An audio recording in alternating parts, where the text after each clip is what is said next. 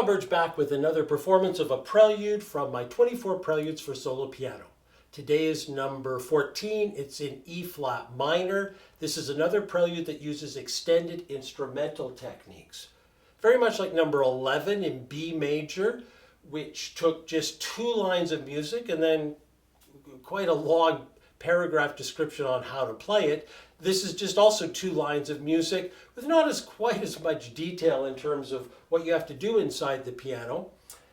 This is by far the most extreme of the extended instrumental techniques I use, and it's somewhat violent in that I'm going to put the damper pedal down and pound the lower strings to create a bass drum effect. Now, this really doesn't do any harm to the piano. Just make sure that when you pound the strings, you're inside the piano and you aren't touching any of the dampers. It's certainly easy to hit a damper and then to just, maybe bend it a little bit, and you really want to avoid that. Some pianists like to stand up when they do this. I'm about 6 feet tall, so on this piano anyway, I can reach in the piano and it works really quite well.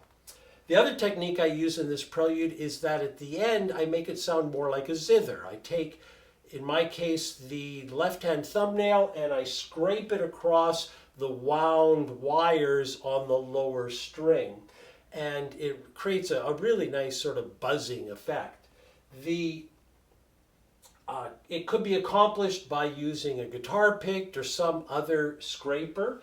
The one thing I would say is that once you get to the end of this piece, I have found that if I just release the damper pedal, some of the lower strings may still be vibrating a little bit sideways, and the dampers inside the piano don't stop the sound as quickly as I'd like, and you get a little bit of buzzing or just overtones that just crunch a little bit at the end.